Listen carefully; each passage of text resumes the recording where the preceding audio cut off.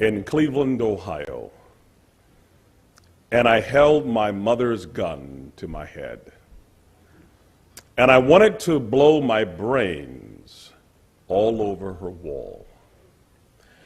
You must stop to ask the question, why would a 10-year-old boy want to die? That's a time of dreaming to be Superman or a hero of some type. But my life was so dark and so full of despair that I wanted to die. My family is immigrants. My grandmother is from Germany, a little town called Bernkastel-Kues. She's tall and thin and pale, so we called her French fry. My grandfather is from Cuba, big, burly, dark man, and so we called him Hamburger. Hamburger met French fry and created a happy meal. And they had 7 lovely McNuggets. But in Ohio, during that dispensation of time, it wasn't looked upon well for a black man to be married to a white woman. So they hid that from society in most cases. My grandfather had a flaw. He liked to drink overproof Cuban rum from the old country, and every now and again he would boldly take his wife out, and this one particular day, another man that was also inebriated saw my grandfather with this white woman, and he asked my grandmother the question, and he said, "Why would you be a nigger lover?" And my grandfather, who worked in the sugarcane fields, was full of rage and rum, and took his right hand the size of my thigh and hit the man in the jaw and broke his neck. He was convicted and sent to the worst prison in Ohio, Mansfield Reformatory, where he was locked in his cell 23 hours a day. My grandmother, being a German and having tremendous work ethic and pride, began to work cleaning people's houses because when they discovered she was married to this black convict, it hit the newspaper and she lost her job. But she had tremendous value and she worked cleaning people's homes, but then she would have fainting spells and blackout spells. They discovered she had cancer behind her right eye that was metastasizing to her brain.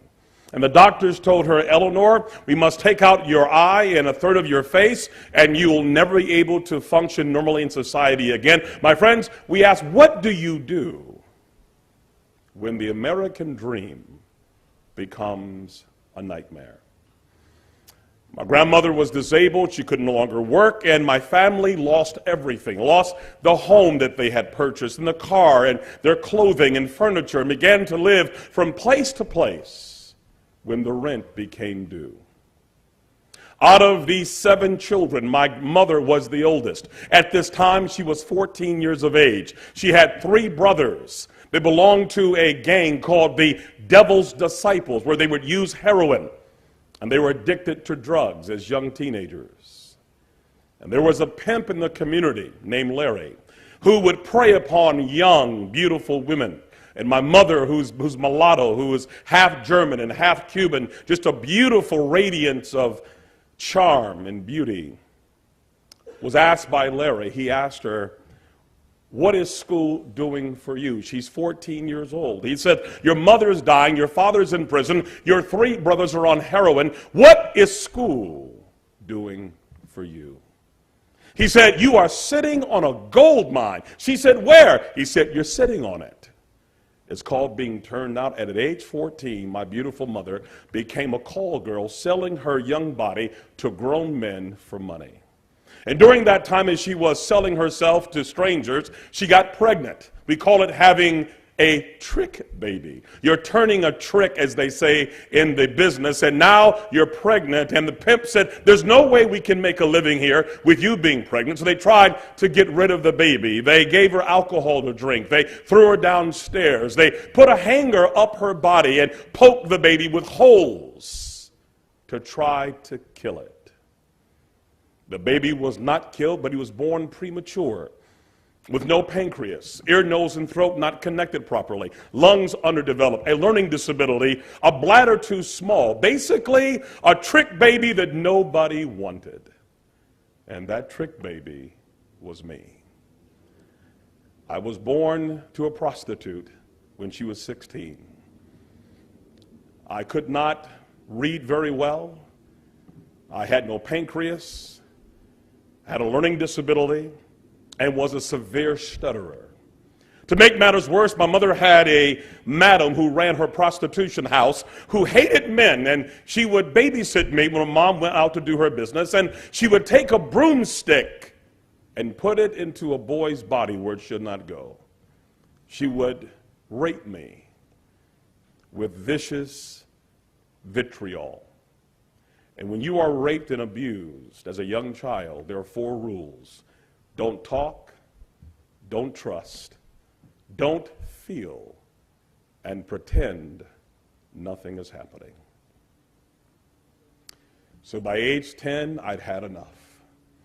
I've been raped repeatedly, shot at. My mother is being beaten by Johns. My uncles are shooting up heroin before me. My grandmother is dying, and my grandfather is in prison, and my father's nowhere around. I heard God was love. I said he missed our house. We were a family of atheists. There was no Bible. There was no prayer. There was no church. There was nothing but despair and death and disease and hate. And there I was trying to blow my brains out, but my mom's gun had a safety, and I couldn't use it. And the next day I go to school, wetting the bed. I can't control my bladder. It's too small, and I can't talk. So what do? They put me in a boiler room where I would finger paint all day.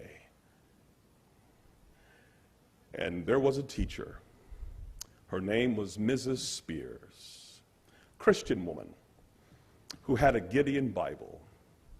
And she would volunteer to work with the least of these. She saw her school as a mission field, and she came to see me, and she brought me a Bible that I had never seen before in my entire life and dare not read, and read me Jeremiah 29:11. And God says, I know the plans I have for you, to prosper you and not to harm you, and offer you a hope and a future. She became my speech pathologist. It made me read the Bible every day, not knowing that she could get fired, that I didn't know. She risked her job. She risked her security to share the word of God that someone gave her Gideon Bible, and she gave it to me. And I read it, and had the audacity to believe when it says that I can do all things through Christ who strengthens me. If God be for me, who can be against me? Things that seem impossible with men are possible with God. How can a young man keep his way clean? By taking heed according to thy word. Thy word have I hid in my heart, that I may not sin against thee. She led me to Christ. I went home. I began to preach the word as a young boy to my parents and family and friends, and began to have meetings on the porch with the same Gideon Bible, and began to share the word with my mother, and became a pastor. And Mrs. Spears was there when I baptized my mother and baptized my grandmother, and one by one the prostitutes became businessmen and businesswomen and evangelists and missionaries. Now we have halfway houses. And now the same boy who could not speak and wet the bed and was abused and raped because of one Gideon Bible and one faithful teacher now oversees 25 churches around the world, have served 3 U.S. presidents, wrote 5 best-selling books. And I will tell you, yes, I was born a trick baby, but the trick was on the devil, because somebody gave me the word of God.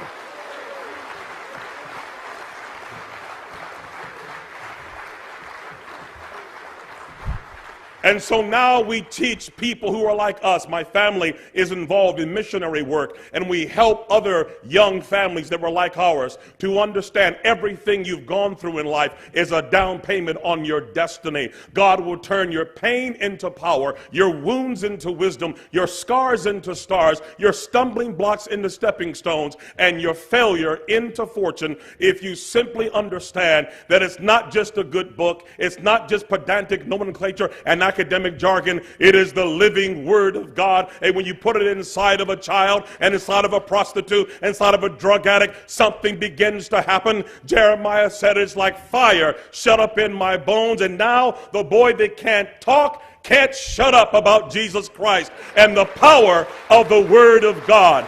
Thank you from the bottom of my heart. Thank you for sharing the word of God. Thank you for caring enough to understand the power that this word can produce. You don't just change one life, you change generation after generation after generation. At 10, I had the gun in my head. At 10, my son was on Air Force One with President Bush taking the word of God to Africa. Gideons, God bless you.